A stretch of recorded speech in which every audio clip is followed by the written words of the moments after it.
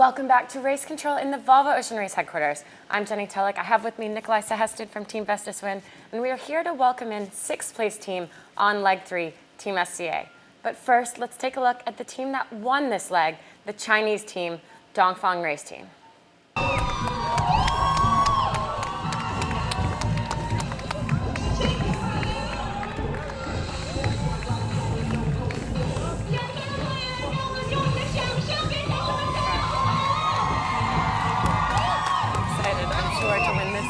Especially. It's a special feeling for them arriving in the home country and being the first team ever to win a leg. And I think it's a special day and they deserve it. They've done really well.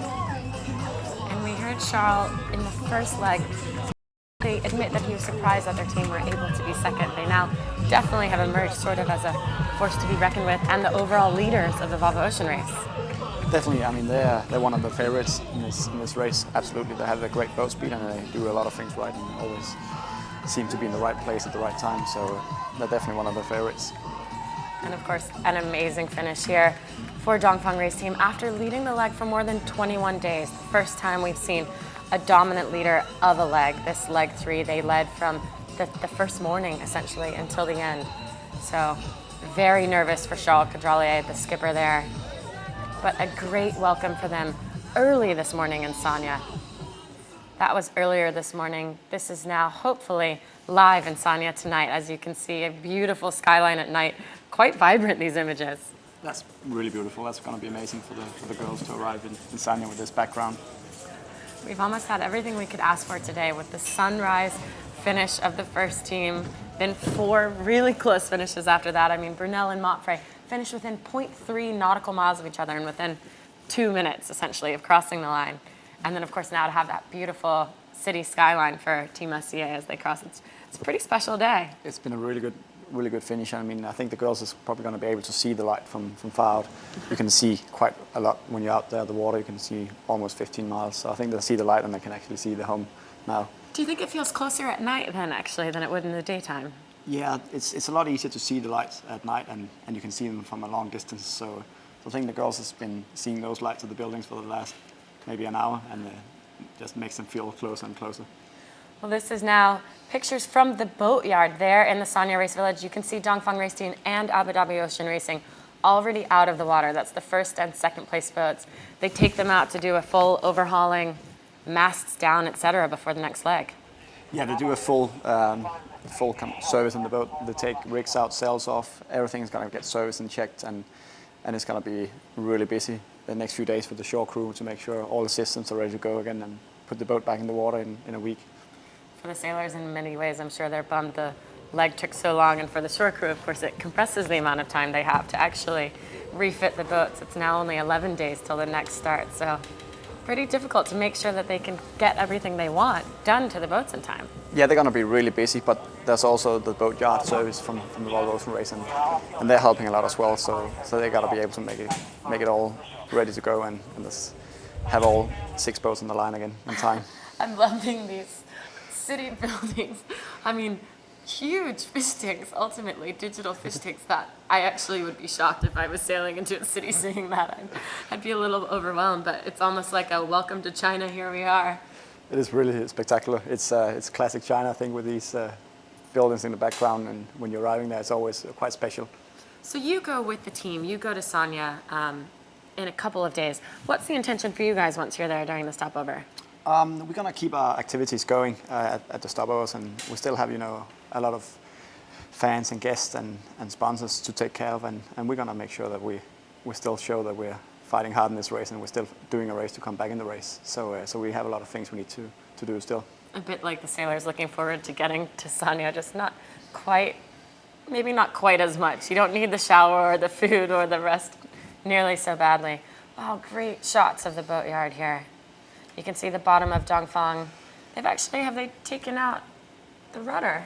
Oh no, here it is. It's hiding underneath the ladder. Yeah, both for us still in, but it's amazing. It's only a few hours since they finished, and now boats are standing there and the rig's off and they're all ready to go on them. What do you think the hardest part is for the getting the boats ready to race? I mean, because you're the boat captain of Team Vestas. What is your biggest concern when you hit the dock after a long leg like that? It's normally a really long work list you need to take care of. it varies a little bit from boat to boat if they have any issues. But one of the main things that takes a lot of servicing is just, all the blocks and the hard deck gear and stuff like that to make sure they're all good to go. And then, of course, you need to polish the boat and clean it. And you have to service all systems. There's no easy way out. You can't just say, oh, it was working fine. It's probably going to work again next leg. You need to still take it apart and service it and make sure everything is fine. It's like greasing a car almost. I mean, servicing the systems. It's checking your oil, basically. That could be the analogy. Checking your oil doesn't necessarily mean your car's running badly, but you do have to go get the oil checked, get it cleaned, just to make sure it's going well next time. Yeah, you got to keep everything together. And I think Dongfang is going to be a little bit busy with.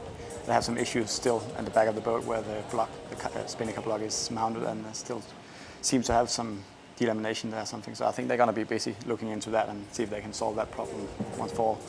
Do you have any idea what that would be? We know on leg 2 they essentially had a massive problem. Can you explain what happened there? So basically, where the block is mounted in the back of the boat, that basically got ripped off and pulled out of the boat and broke the wheel and took a lot of things with it when it went. So, but it's hard to say what exactly caused it. I mean, you would thought it was overload, but yeah, it's hard to say, and they're probably not going to tell us exactly what happened and how they trimmed the sail when it happened. So it's difficult for us to say, but it's some kind of overload on that point of the boat.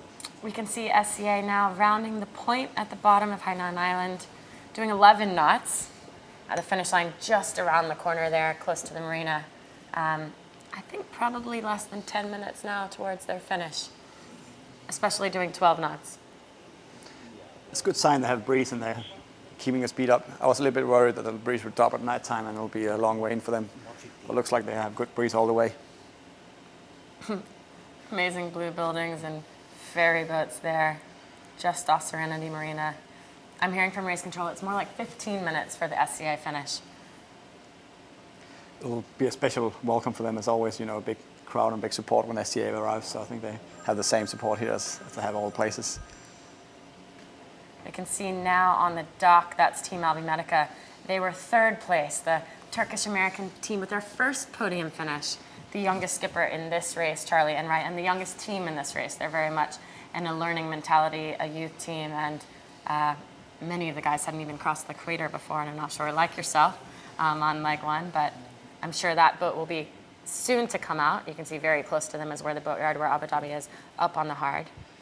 They have it all set up now with the lifting straps and the rig tied off to be lifted out. So I think within an hour or so they have the boat out of water as well.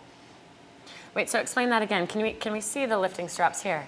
So the red straps in the front of the rig that he was lifting just before, that's the lifting straps.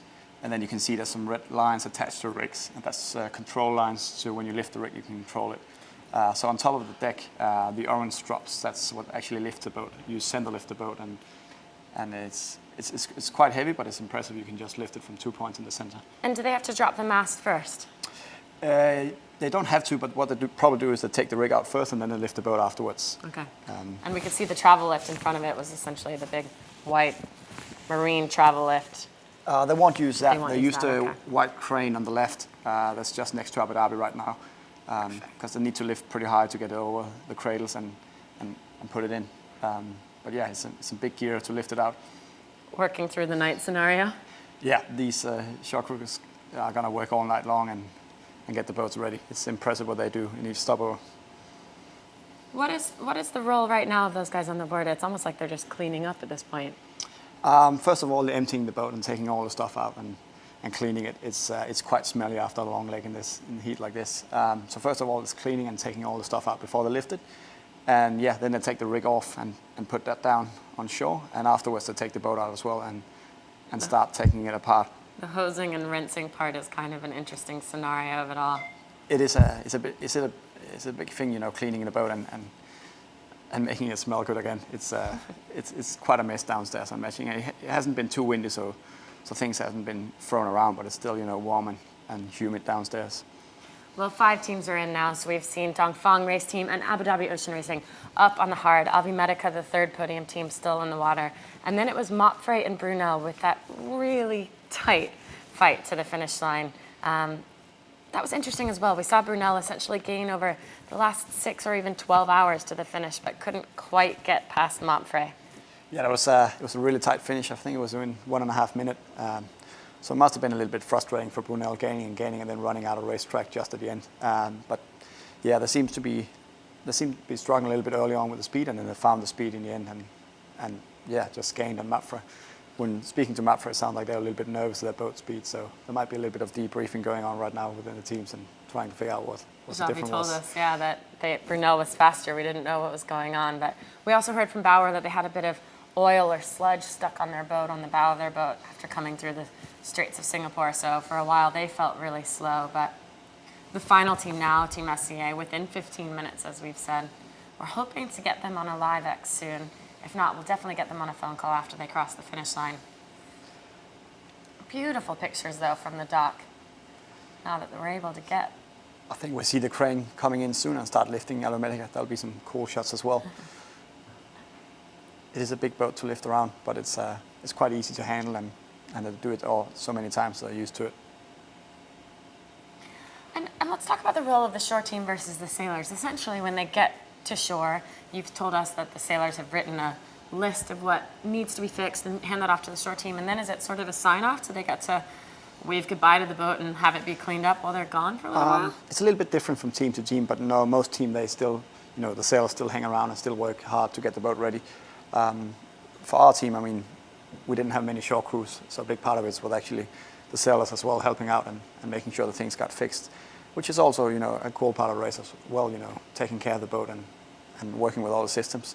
So yeah, the sailors are probably at home right now getting a good night's sleep and a good bit of food, and then tomorrow they'll be back down there, maybe the next day, working and helping out the shore team. It's a team effort to get the boat ready. I think the jellyfish on that building would not have made me happy if I was SCA. We have seen a lot of diving in the water this leg to get stuff off the keel. I think every team has sent someone over the side more than once. Some of the teams more than 5 times, but jellyfish is definitely something you wouldn't want to see. Although Brunel had a snake wrapped around their keel. Yeah, it sounds like they had a dead snake around the keel. That's not something you see very often. But no, this part of the world is generally a lot more polluted than what sailors are used to. So there's a lot of stuff in the water, and it needs to take care of that. It's slowing the boat down straight away if you have something stuck on the keel.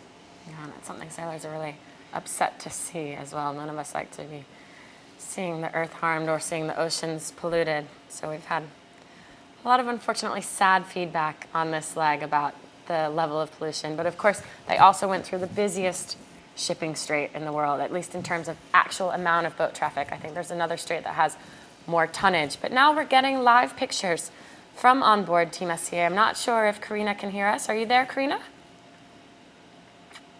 No, it looks like we're just getting live pictures. And of course, this is night vision. That's why it's essentially sort of black and white images. But Annie Lush working hard with Elodie there on the front. So in some sort of a sail change at this point, do you think? It seems like all hands on deck. And I think, they're just pushing. They want to get home now and want to finish. But yeah, even though they're still, on their own right now, they still do all the sail changes they need to do. And I'm sure they're still pushing hard. Everything that's possible. Well, we just tried to talk to Karina, but we'll try again. Karina, are you there? I am. Can you hear me? Yes, we can. Wonderful. Great images as well from your boat. How far does it look like to you guys? I mean, we're seeing super bright lights of Sanya, so I'm sure it looks maybe a bit closer than it actually is. Well, we're pretty close.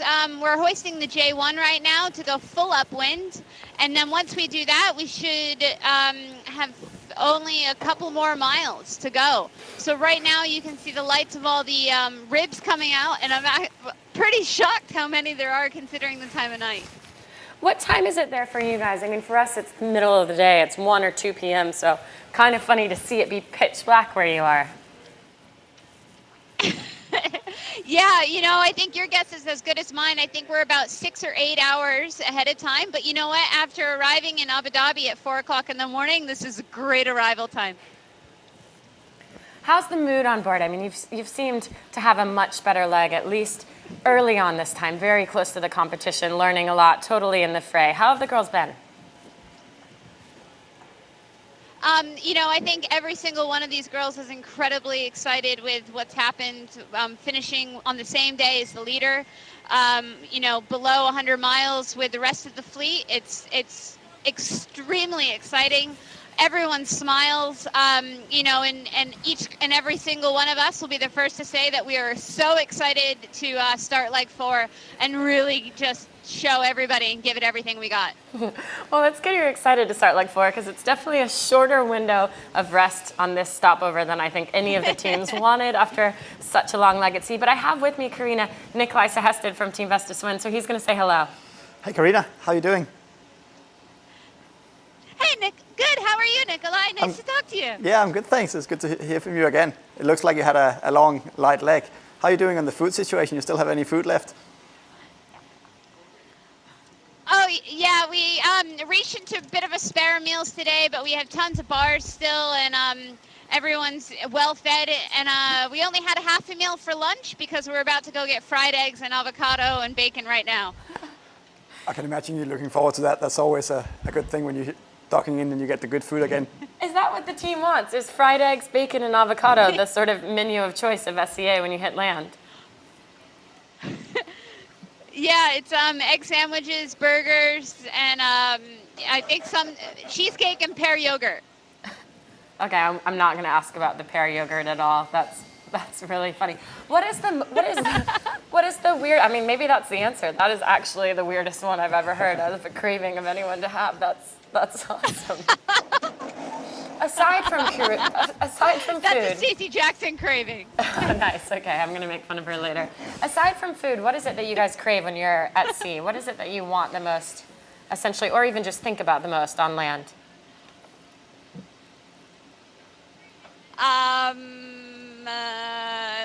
Well, just talking to friends and family and loved ones, I think is really important for all of us, and I think that's what we're all really excited to do. I think I'm extremely excited for that post-shower clean feel. I think a couple of us are looking forward to just seeing the coaches and seeing everyone and just those first hugs. You know, they say 5 hugs a day keeps the stress away, and so we're just more than chuffed to see everyone. I think we're seeing Abby Ehler, too, in the front of your screen. We know her husband, Tom, is out on the boat with Knut, so we'll try to speak with him later. But, yeah, seeing friends and family and people ashore. I think we actually have an image ashore as well of race director Jack Lloyd looking down on you guys from the lighthouse, the finish line. Very cool, actually, for us. We can see Jack looking at your boat, which is cool. Yeah, really neat. Of course, that's where he's going to log the finish from. Where's the lighthouse? Should we wave to him? The lighthouse is your finish line, so it's the only leg that actually uses land and a lighthouse as the other side of the finish line. So the white mark, and then to your starboard side, the lighthouse. So yeah, you should definitely wave to him. Now we're seeing tons of magenta balloons, and by tons I mean probably even more than we've seen in any other stopover on the dock. So plenty of people waiting there for you guys to come ashore, Karina. Impressive, actually, the number of magenta balloons. So did you say earlier that you were? Now we have Tom and Knut to our starboard side, and Abby's pretty excited. Do you guys have? Do you have any messages for him or for the fans ashore? Thank you everyone for just turning out. You know, it's an incredibly hard fight that we've just fought, and we're so excited to be here. Again, so excited for everyone just to come out. You know, it's a total honor. You should look forward to docking. There's a lot of people there waiting for you and welcoming you home. It's been a great leg and really interesting to follow you. We are seeing cool. Absolutely huge group. So you said you guys were doing a sail change earlier. Have you finished the sail change, or is it still going on? Because it looks like there's a bit more people back. Oh, we can see you now as well. Hi. Yeah, a little bit less people in the pit. Right now it's just the essentials. You can see Sally Barco on the main. You have a main grinder. You have Caroline on the main sheet. You have Sam Davies helming and Libby navigating us in. And then on the travel, there's Elodie Metro.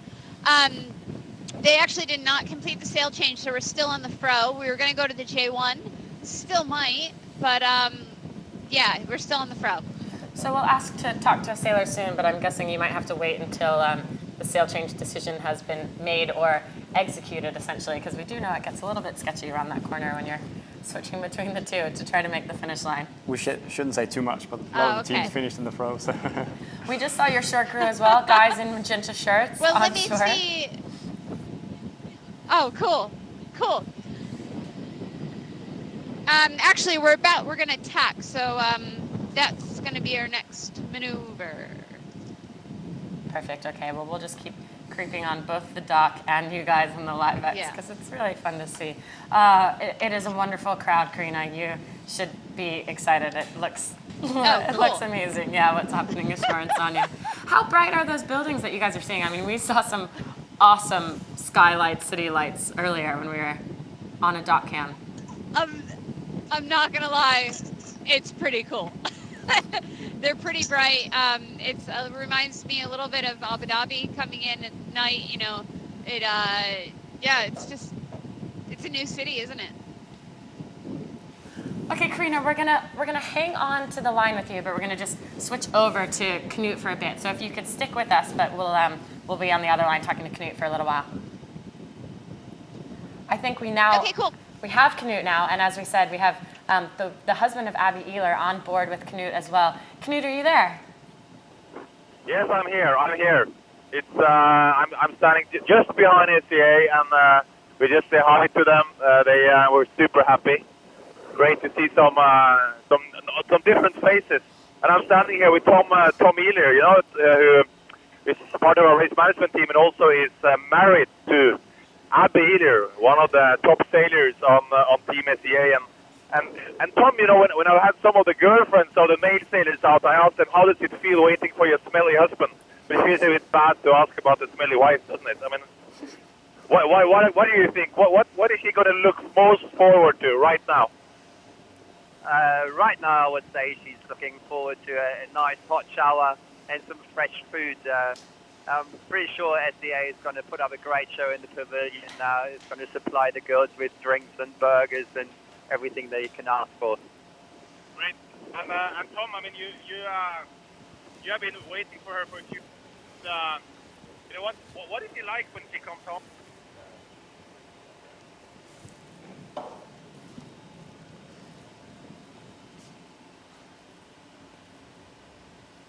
Well, you know, it's quite hard to get back to normal life, especially when you spend so much time at sea. But, you know, it takes like a day or two before you can bombard her with all the stuff that happened at home during the time that she was away. But I try to keep her updated what our little son is up to during the time that she's at sea, and those emails seem to amuse her very much. So, yeah, mainly the first 2 days, because I'm a sailor myself, I'm bombarding her with questions, you know, how did you go, what happened, what was the main issues, what were the improvements, have you changed the trim, the setup, what was the learning curve, etc., etc. So those are all things that interest me as a sailor, not only as a husband. And, you know, then after 2 days, you're like, oh, by the way, our son did X, Y, Z. Harley, who is our son, we talk about him as well. You to be married to one. You can have a discussion at the dinner table just about sailing. Do you think your little son will get sick and tired of it? No, I don't think so, because, you know, whenever Abby is at sea and he's like, oh, I miss my mummy, where's mummy? And Daddy says, well, she's sailing. Then he's like, oh, okay, that's cool. So I'm pretty sure he's going to love sailing, and we've been sailing with him already a few times, although he's only 3.5 years old, and he doesn't seem to mind it, but he's always looking for sharks, so far we haven't found any. We are actually, Tom, going to try to get Abby on the line if they're not too busy either switching to the J1 or tacking. We're going to see if you can bombard her with questions just a couple minutes or hours earlier than you would actually be able to when they got to the dock, but we'll let you know if we can tee her up on the live X. Otherwise, how close are they to the finish line, you guys? You're seeing them down there on the water?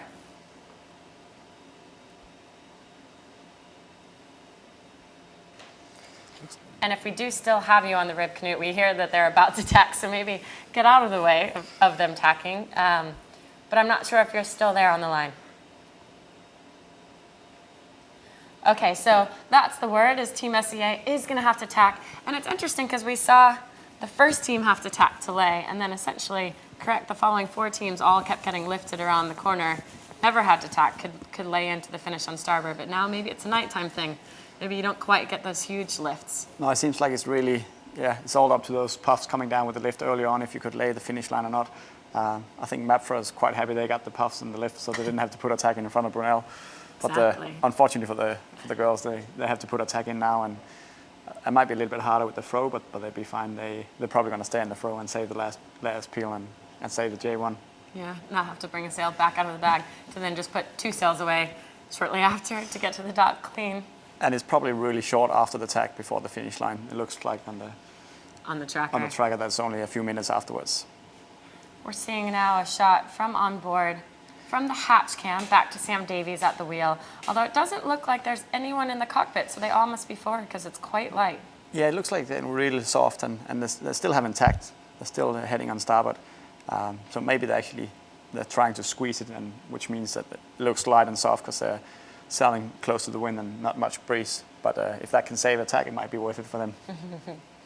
And you could just see the side of Karina's head and the mainsail trimmer's hands there. But here we go on the tracker, SCA doing 7 knots, so a lot less than the 13 knots we saw earlier before they got behind the lee of this, essentially of land, of this hillside.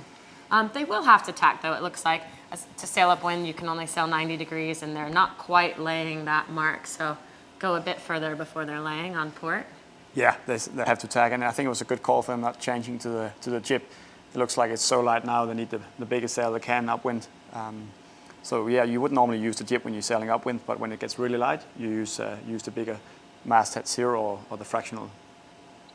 It sounds like we have Knut back on the line. We're talking about how light it is down there, Knut. How much lighter is it than earlier in the day when the other 5 teams were finishing, or is it just about what it was like for them?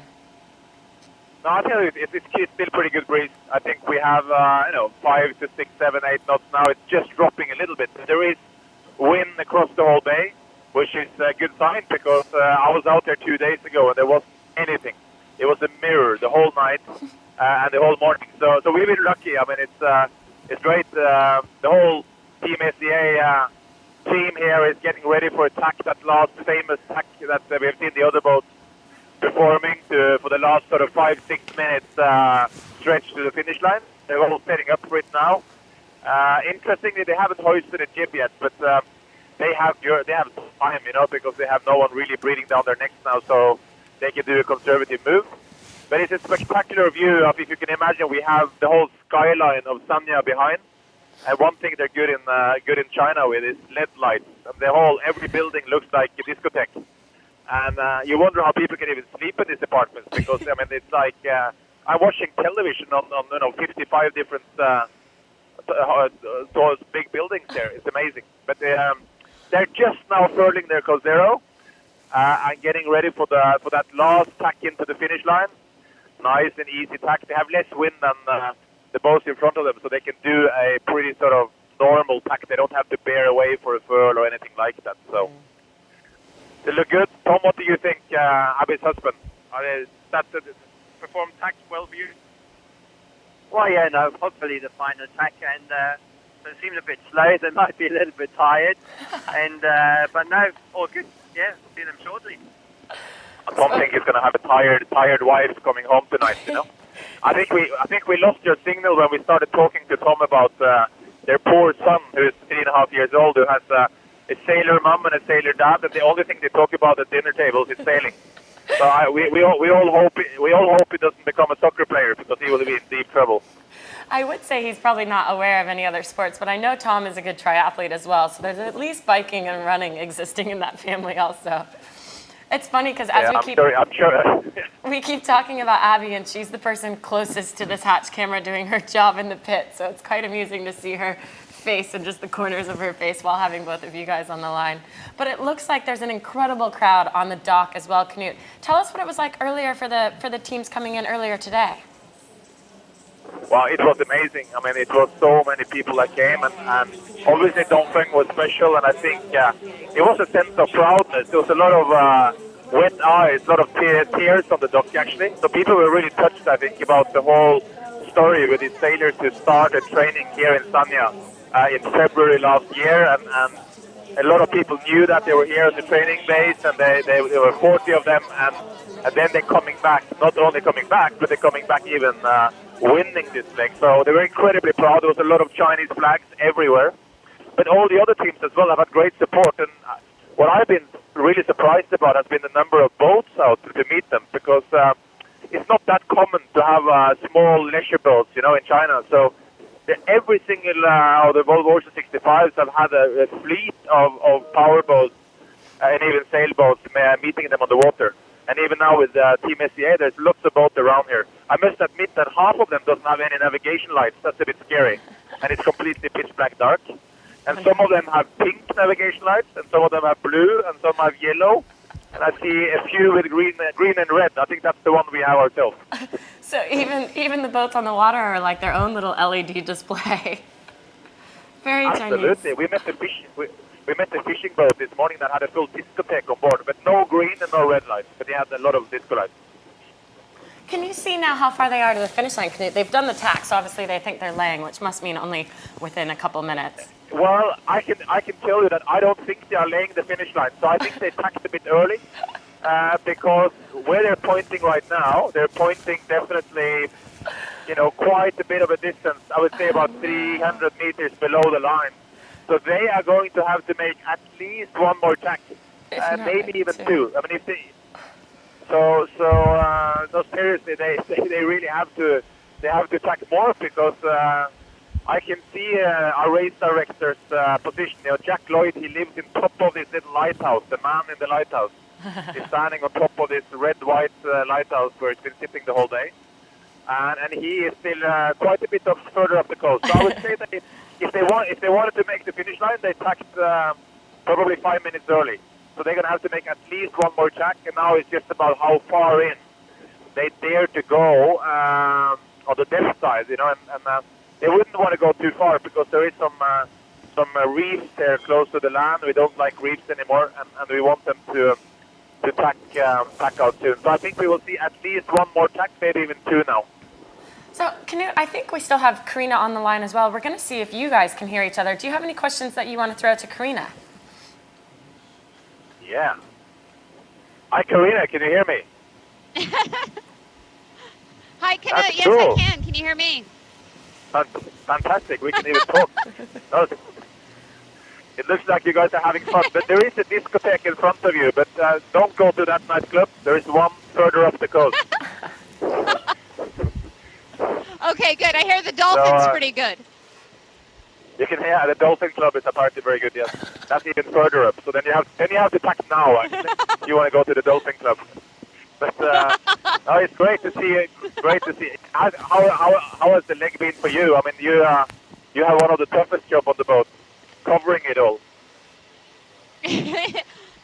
Yeah, it was an amazing experience. I have to say, I was just mesmerized by the last couple of days sailing by Vietnam and all of the other little fishing villages and fishing boats, and it's amazing that you can have the same crew and variations of it. It's just been absolutely an amazing last couple of days, visually and then a part of the story. So I think everyone's been really enjoying themselves.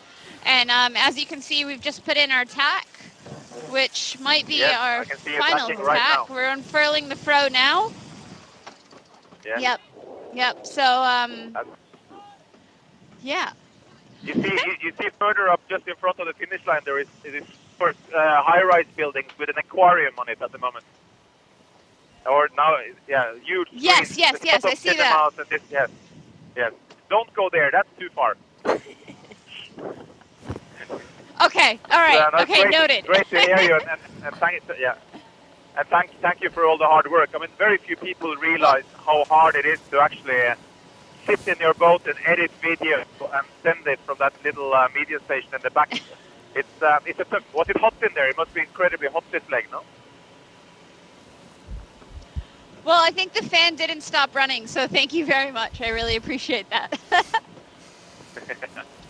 Fantastic. Well, welcome to Sanya, and look forward to you want me to see if I can catching up with you on that. Yeah, Karina, if you have a sailor who's available now because you've finished the tack. Yeah, we'd love to talk to anyone. It doesn't actually matter to us as long as you have someone who's not busy. I think Tom wants to talk to Abby. If we could get Abby, that would be epic. Yeah. Thanks. All right. Yep. Here she is. Can you pass over to Tom? We'll make it a surprise. Hi, Abby. Welcome to Sanya. I'm here in race control, actually, in Alicante, but I think we have a special guest on the line for you. Is the special guest there? Uh-huh. Hello. Oh, hello. Hello. Hello, this is the Chief Course Master calling nice to SCA. hear How from are you. you? Are we in the wrong place? Are we in trouble? Yes, you are. You're not laying the mark. Hey. Oh, right. Okay. It's such a shame that we're not here in daylight. It looks like an amazing place to come into, and it's always, we seem to be too good at coming into places in the darkness, and we never know who's who in each rib, and there's so many boats out here supporting, but we've got no idea who everyone is. Well, he's in one of those ribs. We just also happen to have him on a phone call as well. But just look at that amazing light show that you see on the building there. You wouldn't see that during the day. Yeah, it's... No, true. And yeah, we were amazed. I think all of us had a perception that Sanya was going to be quite a small town, and none of us have been here before, so we're quite in awe of what we're looking at. No, this is anything but a small town. It's very busy and vibrant, and it's a very cool place. You got to enjoy it. Okay, well, I look forward to it. I think we're all looking forward to having a beer and a burger tonight. In that order. Yeah, you make sure it's on the dock for us. Oh, that's a good husband order. Aw. Okay, I will do my very best. I pass you back over to Cool. Knut. We loved Abby. He said he was going to bombard you with Okay. questions later, and we were like, we might just let you bombard her with questions right now. We'll tee that one up just before the dock, but thanks for joining us, Abby. I'm sure you might have to do a bit more before you cross the finish line. No This is- worries. Thanks, Jenny. Now the view from the dock. As we said, tons of magenta balloons for SCA. They do always seem to have a great presence, this team, on land. And then you can see down below, short team and family waiting for them. I think it's going to be just as special for them arriving at night as it was for the other teams arriving at day. It's always a different, feeling arriving to a city when you see all the lights and the buildings, and I think it's going to be really cool for them. They'll see the daylight tomorrow. They can always do that. But the nighttime arrivals is, I think they're quite special as well. It's almost a bit more like a surprise. You're sort of like, where are we coming into? What is this place? What does it look like? Yes, that's neat in a lot of ways. We're seeing, I think, as Knut said, although Karina might give it away, but that they will have to do one more tack to cross the finish line, at least on the tracker. I And think maybe they're going to to play it avoid. safe now. Don't Yeah. attack too early again. What is that ship? Right, well, at least it's not in their way, but it's definitely just to lure to them. There could be 10 ships in front of them without lights. That's a part of China. You never know how many ships are around you. That's the scary part. Here's the final tack. It looks like the girls all grinding away again, furling up their front sail. Yeah, you have to be a little bit careful with the front sail when you're using the mast at zero or the fractional. There's a risk that you rip it on the dagger boards if you just tag it like a normal tag. So some people are probably wondering why they're furling the sails in a normal tag, but that's just to save it from ripping on the dagger boards or the rig. Well, unfortunately, our view isn't quite as good as it was earlier in the day. We can't see that white mark and the lighthouse finish line, but we do have Knut still on the line. Knut, can you talk to us about how far away they are from the line?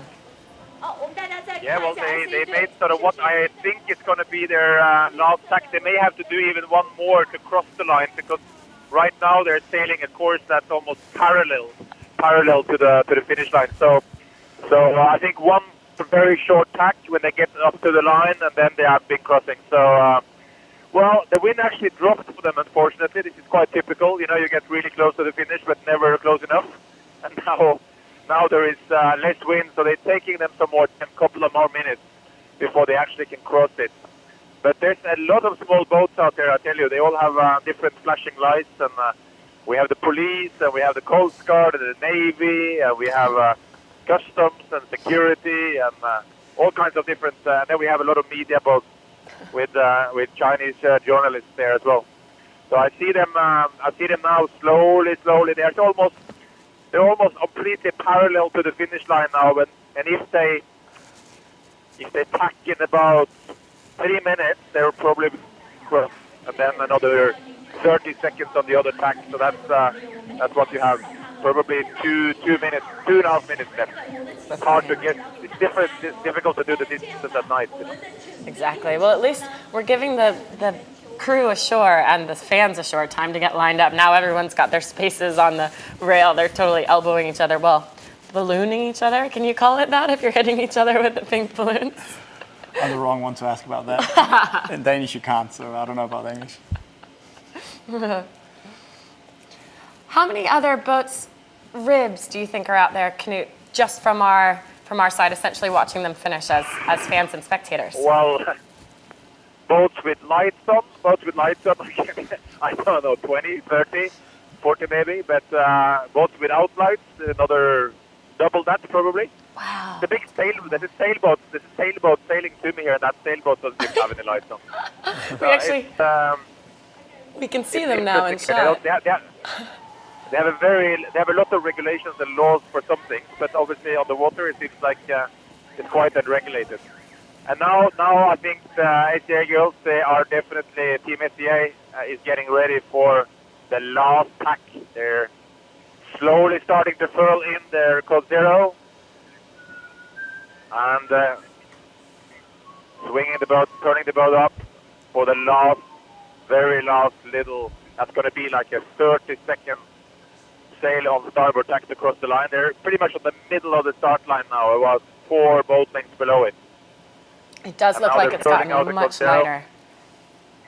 It's like coasting now. Much lighter. But there is wind though. There is wind.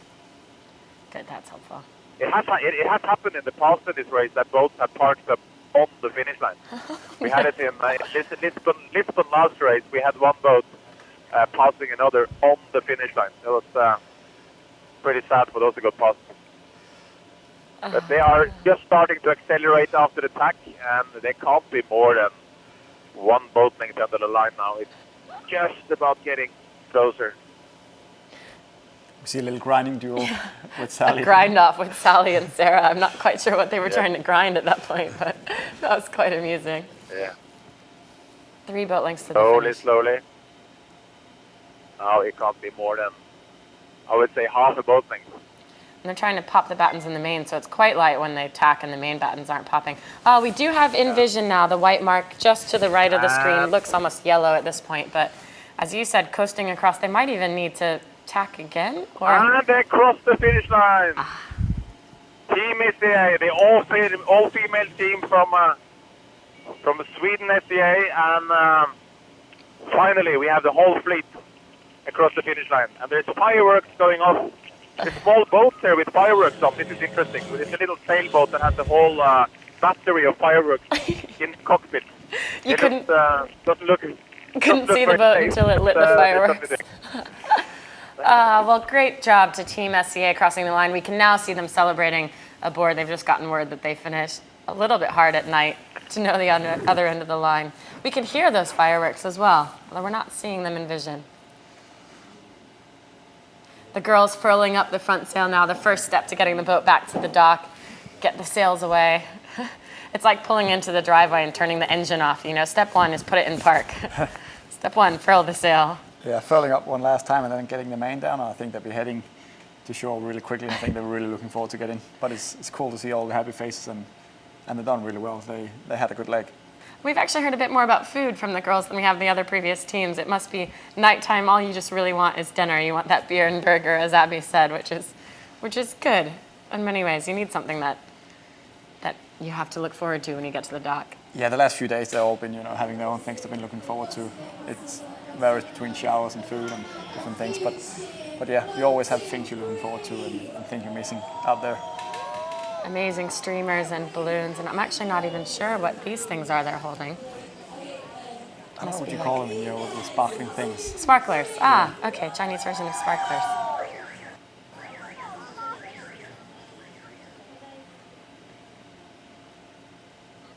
And the girls now the long trek back into the dock. Unfortunately, it's not like you're done and then it's over. It's done, put the boat away, and as we've seen, the customs process here taking a bit longer in some of the other places. Yeah, An important process nonetheless. Still going to take a few hours before they can go home and get the burger and the beer. There's still a few things to be done, but after a long leg like this, it feels like nothing compared to what they've been through. We can see Sam Davies in the back of the boat here. She actually has a winter hat on. So while it was warm and even hot during the daytime for the guys, it must get a little bit or a lot colder at night. She's got a jacket on and a winter hat. It's it's often like that when you're out at sea. You have really warm days where you're in shorts and t-shirt, and then when the dark and the night comes, there's no clouds to hold the heat or anything, so it gets really cold at night, and you actually gear up for a proper winter day. I imagine it's the same thing in Sanya. You have the warm days, but at night time when the clouds are gone and the sun's gone, it's freezing cold. And Sam getting interviewed by Karina Halloran, the onboard reporter who we were speaking with earlier. She's now doing the just after the finish interview, which is nice. That'll go out on our channels online and also in our weekly TV show. And of course, hopefully those images come across in actual color because there's light on her face. What we're seeing still, the night vision from the stern camera. Pretty amazing, though, the technology on board in terms of what we're able to get back. What's it like for you as a sailor? You know it's there, but now seeing the other side and seeing, how much we can almost creep on the team and what's going on. Yeah, it's a little bit scary how much you can actually follow us and how much you can see from on here, but no, it's really cool, and it's really changed the whole part of the race, and it's crucial for the race that people actually follow it and see all the details and what we're going through out there. But it's a little bit creepy how much you can watch us. It's like a bit of a big brother on water. Big brother on the water. When you're off, as you were on this leg, what is it that you're watching most or you're following most about the sailors at sea? Of course, I'm checking the stat ranks every day and see how the teams are doing. But most of the time, I'm actually looking for I wouldn't call it secrets, but things that they're doing differently than we're doing. Yeah. We won't have the ability to go sailing the next few months like these teams do, and they're going to improve a lot. They already had improved a lot, like most of the teams set this leg. So what we can do is, we can watch the teams and watch the videos and see what they're doing on the boat, how they're setting up the sails and how they're doing the different trims. So yeah, it's really hard for me not to look at stuff like that. That's the first thing I start looking at when I watch a video. You can see now in the back of the boat as well, Libby Greenoff, the navigator, to her left, Sam Davies, the skipper. And the two of them have become quite a close pair. An excellent achievement as well, as we've said, this leg better for them in terms of how close they were to the other teams. Now at the end, of course, within 12 hours of the other teams finishing, but also throughout the beginning of the first 7 days of the leg, they were within fighting distance. And I think it's just little mistakes here and there. It's hard to put a finger on it. They won the in-port race in Abu Dhabi, so they're able to pull it off when it's close and tight racing. But what do you think maybe of just how they end up losing it, or at least on this leg? Yeah, it's really cool to see the spirit in the team. It's really great to follow them, and they're doing really well when it comes to boat handling and inshore racing and stuff like that. They're probably one of the strongest, if not the strongest team in the in-port races, because they have, they're working so well together and have a great spirit. But it's also, this leg is a hard leg, because if you get a little bit behind, it's really hard to catch up. And they had a few unlucky and tough days in the middle of the leg, and yeah, they weren't just able to catch up after that, because it's pretty much a follow the leader from there on. It was a rich getting richer. So they've done really well the last few days, and they haven't lost anything, or unfortunately haven't gained anything either. But it's just really hard leg to come back when you lose a little bit in the middle of the Arabic Sea. But you made a good point about them being strong in terms of their boat handling and their inshore sailing. They were the team to hit the water by far the earliest of any of the teams in this Volvo. Early on in your training, were you guys watching them, or had you come? Essentially, Vestas had come to the game so late that maybe all of the teams were sort of up to snuff for you guys to be watching and learning from. Yeah, we had to, maximize our time at the water and take a few shortcuts here and there. And of course, one of the shortcuts was to watch SCA doing tacks and jibes and in-port stuff, because they've been at it for a long time and they're doing it really well. You can see the boat handling and the inshore races is always pretty spotless. And so yeah, we've been following them and watching videos of how they've done it, and that was one way for us to take a little shortcut in learning how to sail the boat quickly. And an important thing to get the shortcuts when a team comes in late. Yourselves and Montfray both having to do everything you could to get up to speed quickly, and Alvi Medica having to do everything they could to learn as fast as they could, just because of the the lack of experience of how young their team is. Cool to see the cleanup here. Caroline doing the, I'm not sure quite what sheet it is. It might be a main sheet, it might just be a spinnaker sheet, but wrapping it on that winch. Yeah, it's the throw sheet that's taking all the sheets off the boat now, and they're all getting washed and cleaned, and some of them is getting changed if they've been worn out. But they're used to cleaning up. You know, it's even though the finish doesn't mean they just leave the boat in a mess and then walk off. It's in the nature, you know, keeping everything nice and clean and making sure the boat's always in a good shape. And now we see the same thing as early on. They put the halyard on the boom to hold the boom up, and then they can start dropping the mainsail. Let's hope with this one, I think it's Abby, but let's hope we don't see the same fall that we saw. I won't say who it was on Dongfang race team, but let's say he should stay at the pointy end of the boat, maybe not the back end of the boat. Well, we know, as you said, Team SCA has done a lot of practice and training in Lanzarote. They were the first team to get a boat. They actually got a Volvo 70. That was Puma's boat way early on in November, and then 2 years ago, and then got the first Volvo 65 that was out. They have 2 coaches with them. They had Brad Jackson and Jocka Signorini, who was a Telefonica sailor. Brad had won the Volvo Ocean Race himself on ABN AMRO. I think we'll get Jocka on an interview on the dock soon. I'm not quite sure that we have him lined up yet, but we did see both of them earlier in their magenta and blue on the dock. And I know that they are very proud of these girls every time that they go out and they come back and they see them growing as a team and growing in terms of their boat speed and their ability. But I think we have him now on the line, actually. So, Joe, are you down there and with Jocka? Can you say hello?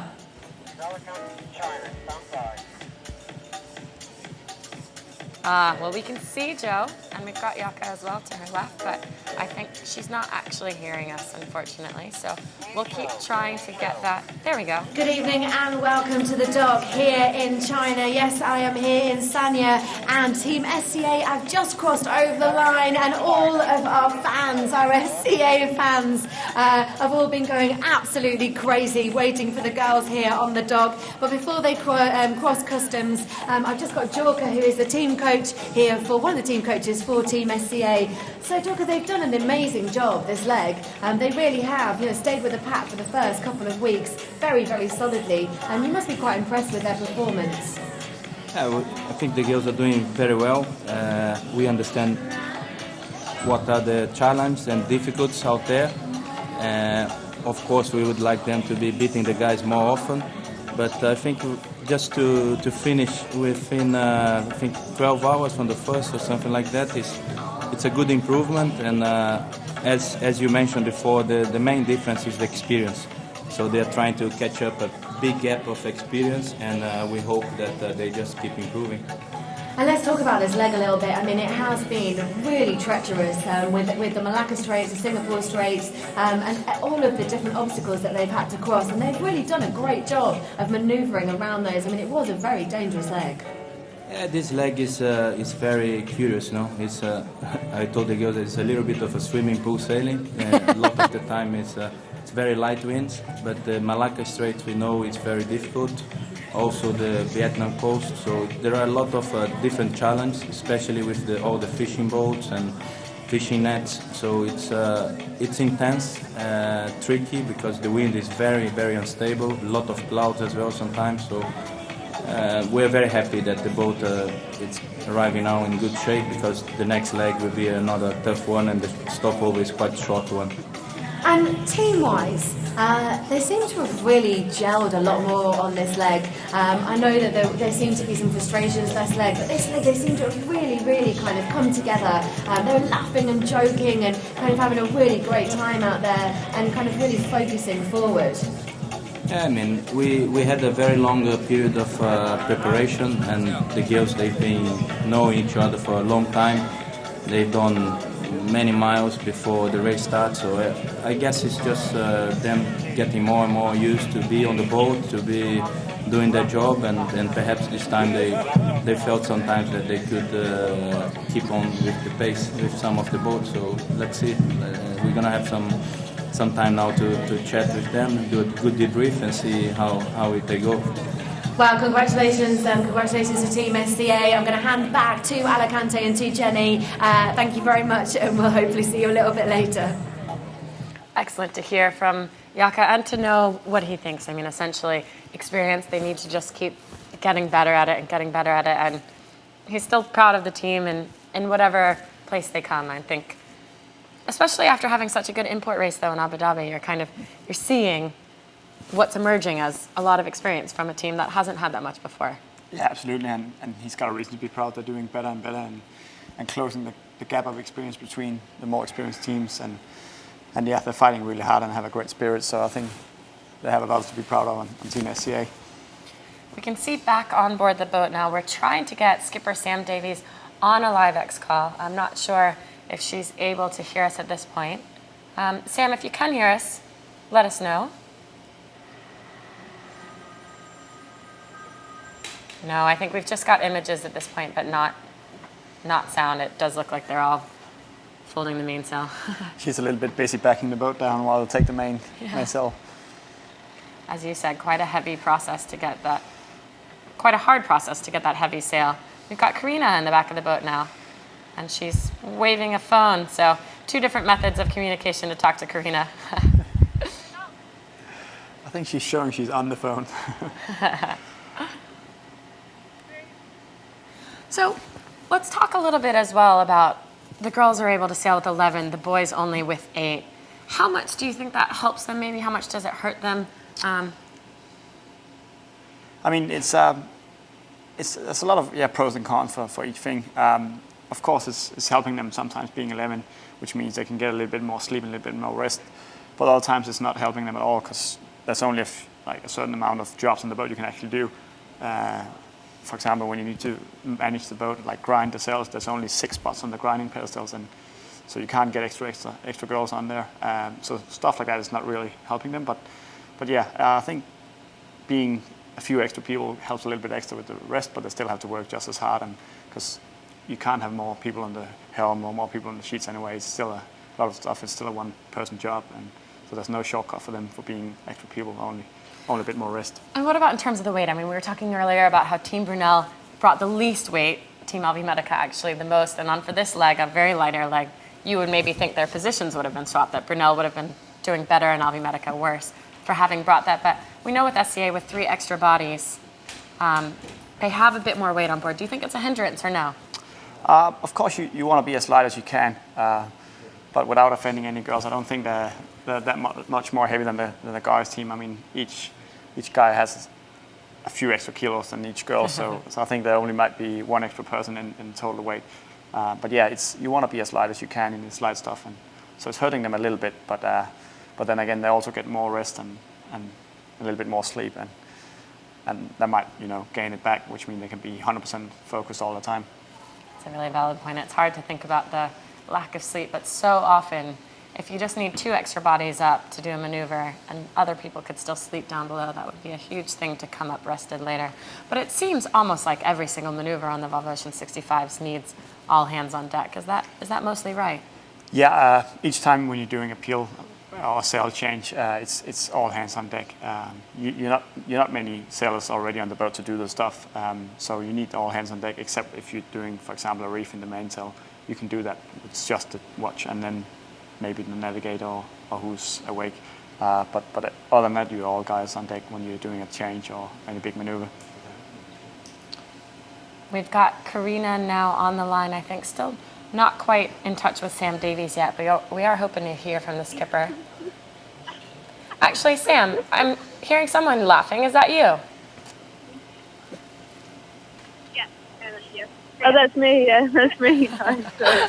I didn't realize you were talking to me. Perfect. Well, congratulations and welcome to Sanya. I'm sure you guys are happy to have finished. And how are you feeling about this leg? From our side, it looked like a much closer leg for your team, happier vibe on board. How do you feel about it?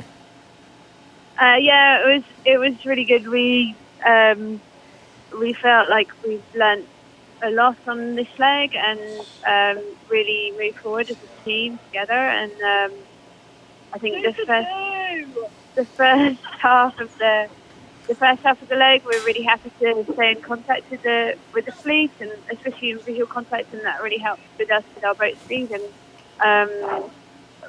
we felt like that was a big improvement from leg 1 and 2.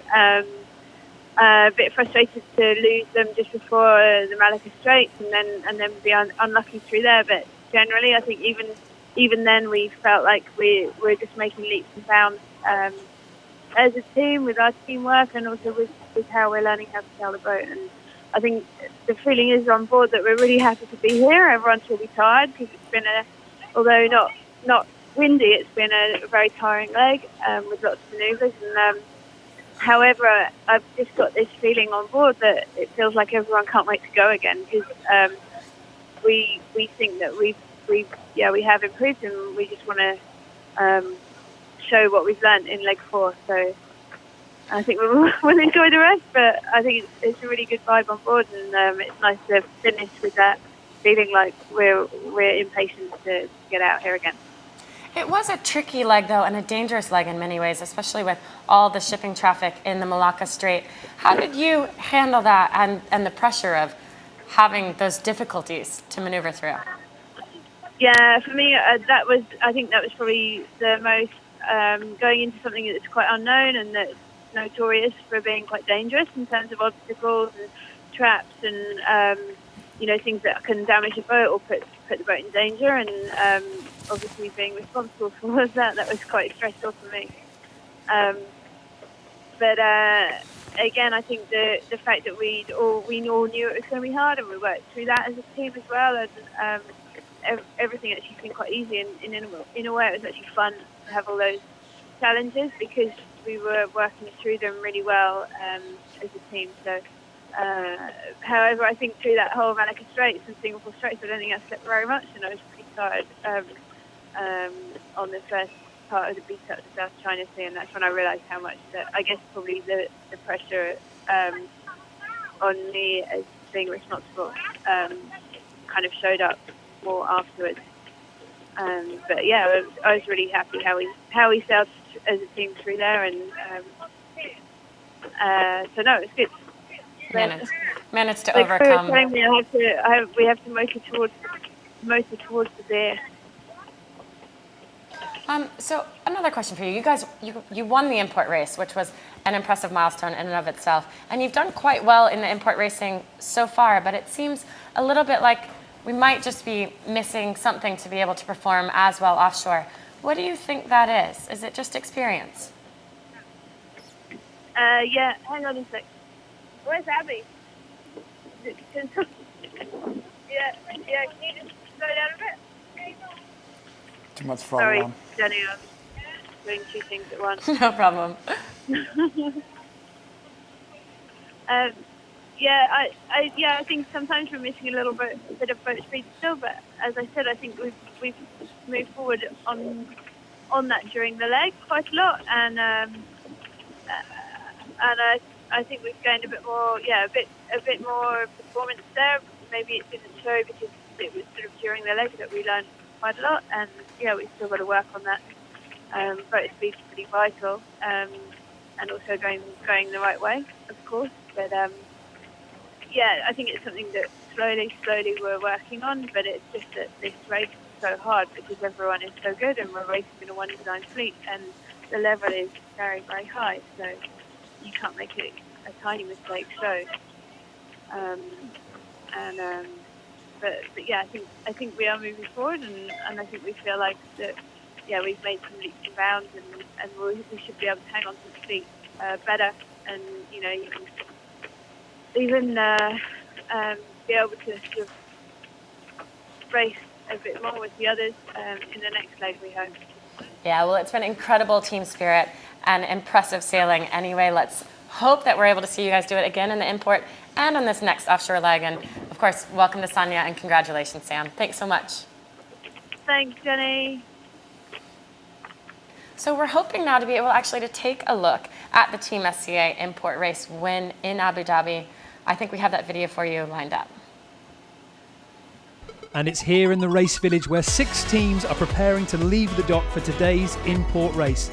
The skippers boarded camels for the parade to the waterside, with Sam Davies, skipper of the all-women's Team SCA, leading the way. The home team of Abu Dhabi Ocean Racing were running their camel 2-up, skipper Ian Walker joined by Abu Dhabi crew member Adil Khalid. Leg 2 winning skipper Bao Becking losing control of his ride as he struggled to get out of the starting box. but this was a parade that Team Vestas wind sailors were forced to watch from the sidelines. They will not be sailing today after a grounding on leg 2 left them shipwrecked on a small island off Mauritius. It was a leg from Cape Town that was packed with dramatic action. Last 3 seconds to go. Team SCA, the top of your picture, very close to the line. They really had to put the bow down. That's just what you don't want to do in the final seconds. Maffrey coming off well at the pin end, having to shoot the mark slightly, but they've still got good pace. All clear, says the race officer, so the start will hold. Dongfeng, here we go. They've waded up and they've decided to go. So let's just see how critical this tack is going to cost them, how painful it is. You can see there they've rolled the sail up. Oh no, SCA is going right on their line. That's just what they didn't want.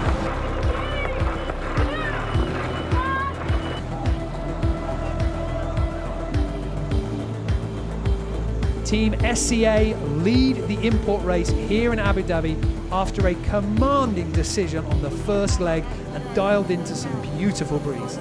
Abu Dhabi Ocean Racing happened to put the bow down slightly. Team Brunel coming in from the right-hand side, there on starboard, and right behind them we also have Dongfeng coming in from the right. Team SCA now with 9 knots of boat speed, approaching the middle point of that leeward gate.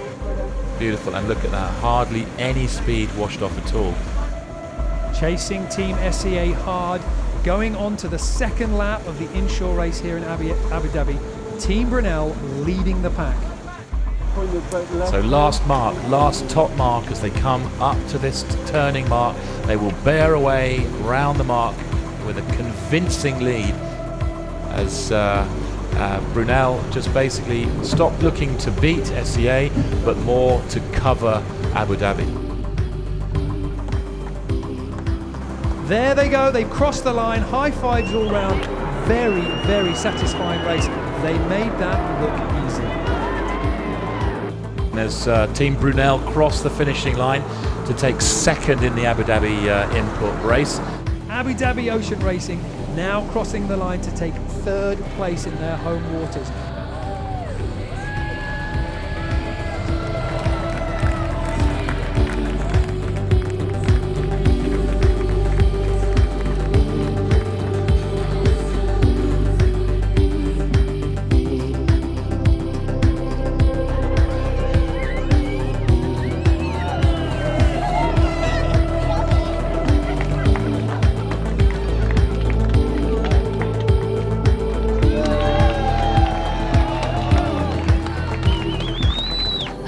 Good for us on the water, and well, our coaches said that we had to do what we did on the practice race, and we did exactly that, so we were quite happy. So we've done only first places since we got here in Abu Dhabi, so we're happy, and it's a great way to boost the whole crew morale before we leave tomorrow for Sanya.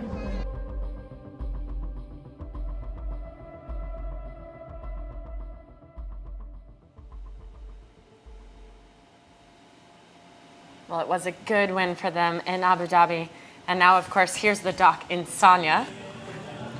I've said it already too many times, I know, but lots of magenta waiting for them at the dock. They've got quite a colorful presence, Team SCA.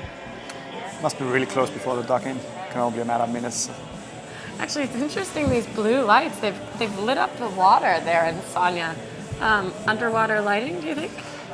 You know, everything has got some fancy colors and some flashing lights. China loves it, so if you can get flashing lights in the water, they're gonna have it. That's the place to get it. And as they said, it's quite welcoming to see so many bright lights. I mean, it actually does make it look like quite a big city, but it is quite a big city in a lot of ways.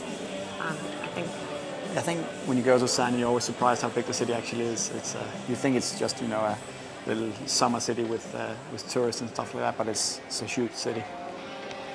Huge city on a big island, which is basically a tourist destination for China. Warm, tropical jungles, beaches.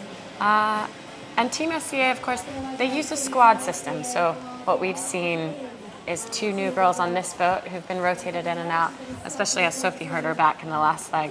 We're hoping to speak soon with Liz Wordley, who was rotated off the boat for this leg. But let's take a look now at Sarah Heistarter and what she did during the last leg when she was sitting out. actually from Wyoming, which is kind of a landlocked state in the middle of the country, just nestled up to the Colorado Rocky Mountains. It's cowboy country. It's full of wide open spaces and ranches. My dad had a small farm, and we had all kinds of animals, but we like to raise horses. It's still like the Wild West, and there's just so much free space. I think it's a really great way to grow up, you know? Just like being responsible for animals. A lot of people don't think that there's nothing similar between how I grew up and what I'm doing now, but you know, you have to take care of your horse in order for it to take care of you, and you have to take care of the boat, otherwise it doesn't take care of you. Being a part of the Volvo has helped my family understand what I'm doing because it's, you know, televised and you can follow it on the internet, and it's kind of, you know, a glamorous type of sailing. But before I did that, they were just like, what are you doing and when will you be done with this? I think that offshore sailing is one of the hardest and most challenging things I've ever encountered in my life. You know, it's amazing. It's like every range of emotions is encountered while you're doing it, and the highs and lows are, you know, the highest and the lowest I've ever felt, and the feeling of accomplishment, you know, in doing it together as a team and overcoming things on your own and being powered by the wind and the experiences you have with wildlife and, you know, just like the beauty of the sea and the sky and everything around you. I've never experienced things like that in my life. It's a very, very male-dominated sport. If you want to get into the racing side of things, there's even fewer and fewer females, especially when you start getting into the big boat category. I worked just as hard as them, and I did my watches, and I helped with, you know, fixing the engine and cleaning up and everything else that needed to be done. When Team SCA came out, this was like the one opportunity for women in that level of sailing. It is literally the one single opportunity. We had to go through such a long process to be a part of this team, and each of us had to work so hard and give up so much. I think that does make us a stronger team. Every single person that's a part of our team worked for it, earned it, and desperately wants to be there. A lot of the places in Wyoming, you're 100 miles from the next person, easily, and you can feel just as isolated there as you do at sea. So I actually take a lot of comfort in that and find it quite romantic.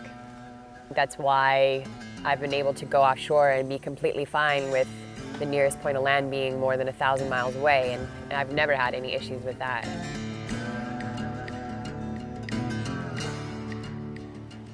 It's funny, Sarah, comparing animals essentially to boats. I mean, that you have to take care of them, yes, that they can be grumpy and moody in some ways, yes. Do you find that as a boat captain, that a boat can have grievances essentially like it's a pet, like it's something that needs to be taken care of?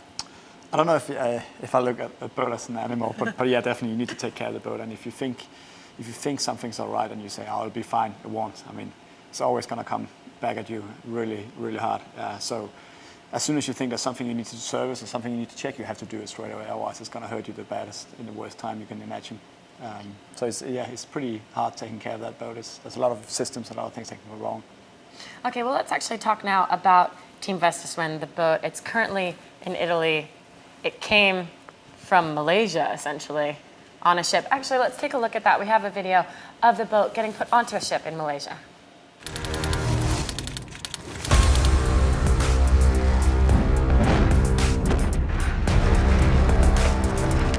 Holy listen, I can't believe this. I can't actually believe this happened. Okay, so...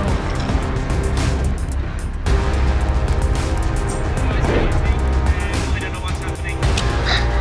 You want help with the skipper, that's for sure.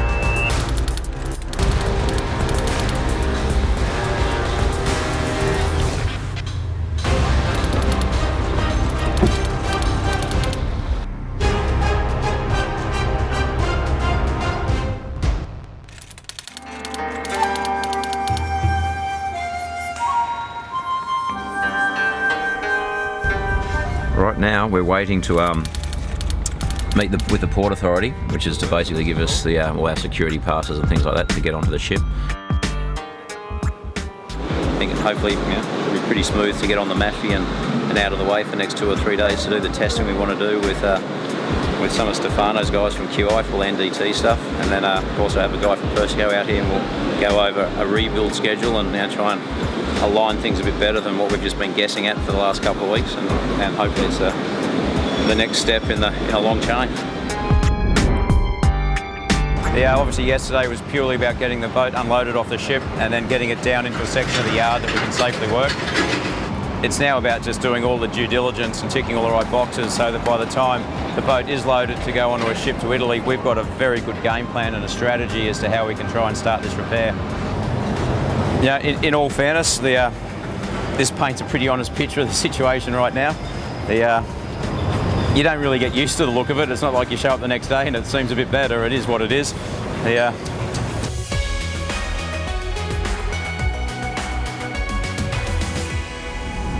so everything so far is going to plan. It's probably just after 2 o'clock in the morning here. The Merce Stockholm's actually creeping in behind us. It's the big ship you may notice there. The plan is to have that tied up and alongside the next 2 hours. Basically, we're at a point now where we really just need to get the boat to Italy and get it into the yard and start really figuring out how we're going to get the boat back together.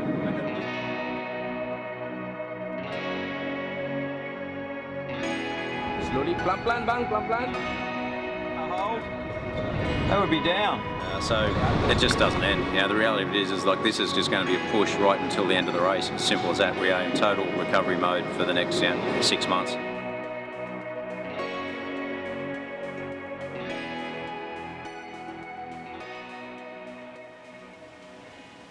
In my mind, there's almost 2 characters in this story. There's the boat, obviously, and the race to get back in the race with the boat. And then there's Neil Cox. And Coxie is such a big character and a big part of this experience and this race. Tell us about him. I mean, give us a little insight into what he's like. I mean, Cox is an incredible person. He's a crucial part for the team, and I've never met a guy like him who's got such a big knowledge about setting up boats and teams and stuff like that, and at the same time, being such a good guy and creating a good vibe in the team. He's been a crucial part for my learning as well in the role as a boat captain, and he's always saying it straight at you and saying this is the way it is, this is the way you're going to do it, and that's how I like it. He's honest and he's straight up, and he's a really big asset for us, and we wouldn't be able to do a comeback without Coxie and his knowledge and his way of working. Well, another person that is a boat captain who is very aware of the boats and who is also, I've met, very honest, very straight up, Liz Wardley. She was off for Team SCA for this leg, but we have her down on the dock now with Joe Pickard. Joe, you're there with Liz. Talk to us.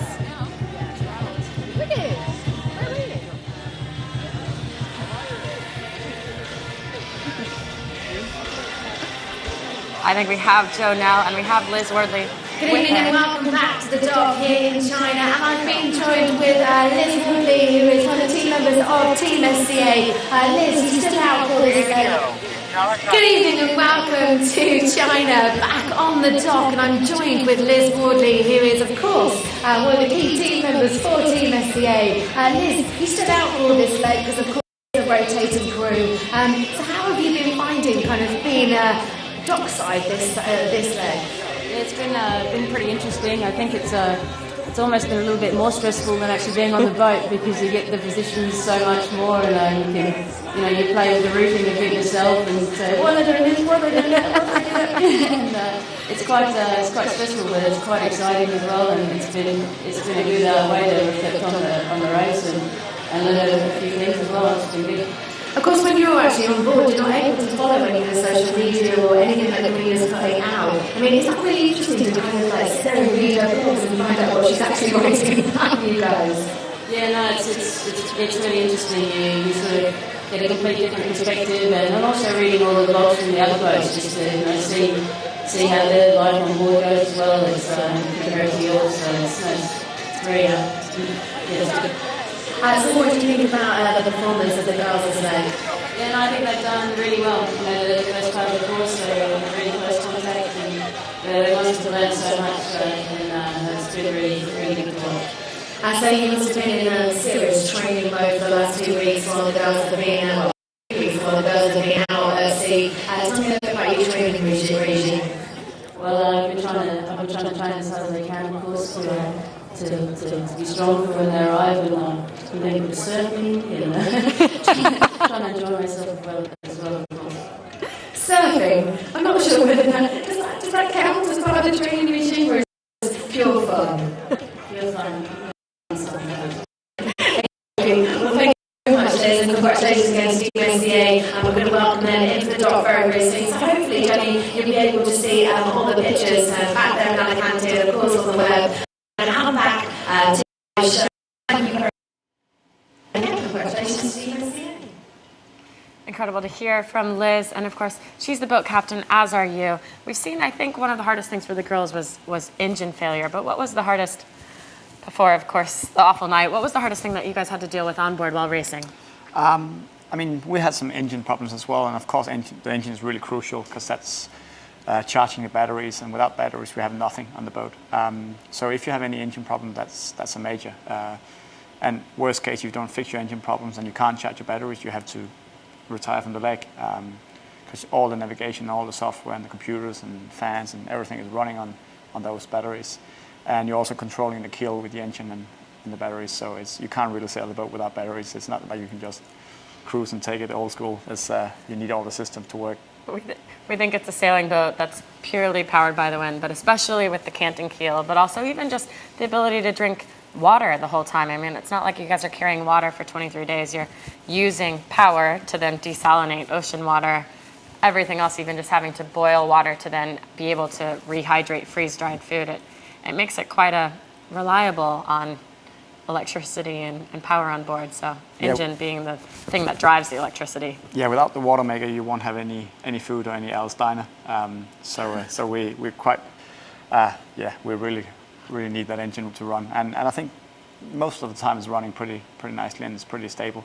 But you know, there's so many systems and so many electrical connections in the boat and stuff like that. And there's always going to be small issues here and there. But the main thing is when you get an issue, just get on it straight away and try to solve it nice and easily without creating any bigger problems in the way of solving it the first one. I love that Nikolai refers to Al's Diner like it's something that everyone knows. Oh, but without water, there's no Al's Diner. Al's Diner is basically what they call their food station and what they call Brian Carlin, their OBR's place where he makes food. And there's been so many jokes about the price of cappuccinos going from $3 to like $130 on day 20 of the leg. But what is it that you actually like most out there? I mean, is it the coffee, or is it just the ability to have food, or is it more you're just fueling your body to be able to perform?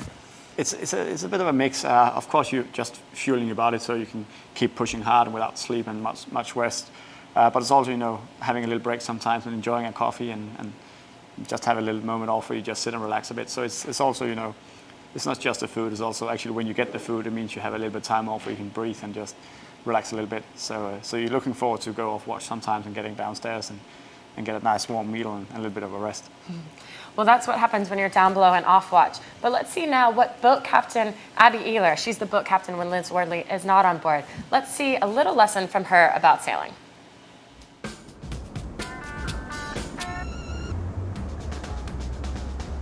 This area here is what we call the pit.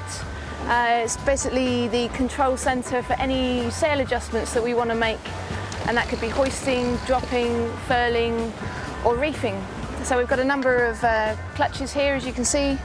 Most of them are halyards, a few of them are reef lines, and then the only other control that we look after is the dagger boards, lifting them up and down. If we move out to the side here, we've got some other controls for the jib in and out, and also for the tack line on the sails that we fly off the bowsprit. In terms of winches, we've got two small winches, one either side, which are basically have to be operated by hand, and then we've got the pit winch, which we can link into the pedestals, and we can link all three pedestals, and that we would use for any hoists or any big manoeuvres where we need the max power on the winch. The halyards are all on locks. That's what you see here. These are the trip lines, which when we want to drop a sail, we'd have to pull the trip line to be able to let the sail down. And the reason for having halyard locks is just to decrease the amount of compression loads in the mast. What's really important in the pit is the communication. You're the link between the front of the boat and the back of the boat, and you're trying to make sure that all the manoeuvres go smoothly and without any hiccups. The sails are obviously very heavy, and once you start winding up the loads on them, the one big issue that could happen is if the sail is not on the lock properly, and it would jump off the lock, and then the halyard would then just zoom off. So you need to be really careful with any lines that are left on the cockpit floor, that people are not standing in them. And so as a rule, when we're hoisting a sail, we always try to throw the halyard down below so that you prevent any risk of people standing in a bight of rope, and yeah, that would be an awful situation if that happened. Abby explaining well how the sails work, what the pit is, and also about the halyards. We saw a halyard failure, essentially, this leg with Abu Dhabi Ocean Racing's their jib dropped down in the middle of the night. Do you know what happened there? So basically the halyards is getting locked with a knot on the halyard that clicks into a metal piece that holds it on, and basically that piece broke off the halyard and the sail fell down. And then you lose the halyard in the rig, which means you have to mouse line the halyard through the rig again. And it's a bit of a pain, but they sorted it out pretty quickly, I think. Yeah, it didn't actually affect their results at all. It didn't affect their standings really either. We saw them finish the leg in second. We saw Dongfang have a problem as well, finish the leg in first. Here's what the overall standings are now after this leg. We've got Dongfang race team sitting first. As they went into this leg, it was 3 teams tied at first place. Now those 3 teams have spread out first to third. Dongfang, Abu Dhabi, and Team Brunel, of course, with the 5th in this leg, leading them now to be 3rd overall. Albi Medica with their podium finish, bringing them up quite a bit closer to the top 3.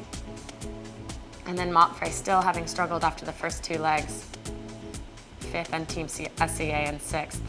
You guys not putting points on the board right now, waiting for that boat to rejoin the race in Lisbon, the race to return the race. Thank you so much, though, for joining us today, Nikolai. It's been incredible to have you. And over the night last night, it was a long one for both of us, but it was an even longer leg for the sailors. I think I just turned to see the clock behind me. It says 24 days now. So for the girls, it was 24 days. For the first team yesterday, 23 days, 18 hours. And of course, it was 5,300 miles that they actually sailed. I think even 5,400. They went through 7 different seas. They went past 10 different countries. So quite an impressive, dangerous, tactical, even if it was mostly light air leg 3. We will see the start of leg 4 now in 11 days. The start will be February 8th. You'll be in Sanya to see it as well. And the in-port race, of course, February 7th. So if you happen to be online and are able to take some time off next week, I'm sure it'll be an incredible thing to go and watch. Otherwise, we'll be seeing you here online to actually watch this. That's it for us from today in Race Control. Nikolai Sehested and myself, Jenny Tulloch. Thanks for joining us.